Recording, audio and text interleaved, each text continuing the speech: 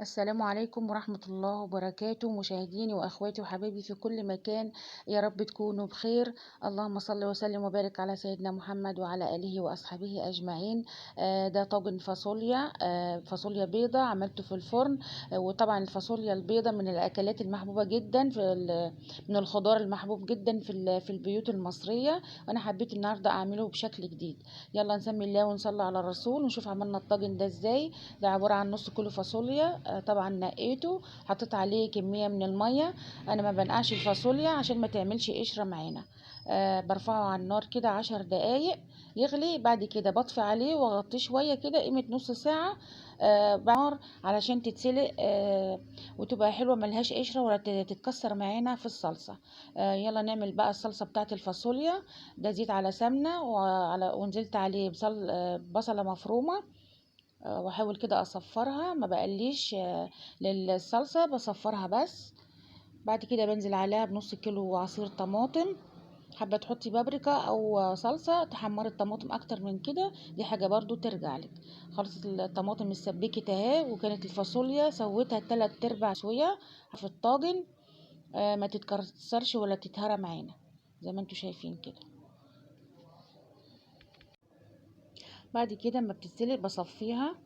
والطماطم اتسبكت، هنضيفها بقى، هننزل بالفاصوليا على الطماطم المسبكه اهيت. نحاول نحط الكميه كلها بقى ونقلبها في الصلصه معانا،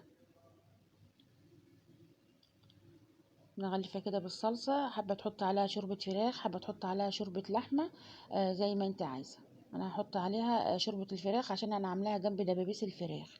ممكن تحطي مع الطاجن برضو لحمه، لو انت حابه تحطي لحمه بيديها طعم برضو بتستاهل. ادي كميه الشوربه اهي، بحاول ازود كميه الشوربه شويه علشان الحاجه اللي بتخش اللي بتبقى في الطاجن وبتخش الفرن بتشرب الصلصه بتاعتها شويه، وبتبقى لو انت مش عاوزاها ناشفه يعني تقيله شويه. طبعا بنحط عليها الفلفل الاسود والملح. ودي قوام الفاصوليا اهي. في ناس بتحب يعني في صوص كده في الفاصوليا عشان تحطه على الرز. لو انت حابه تحطها تبقى ناشفه معاكي في الفرن ما فيهاش صوص، خلاص ما تزوديش الشوربه بتاعتها. ودي نص معلقه توم لو انت حابه تحطي توم، بنضيف عليها برضو توم ني.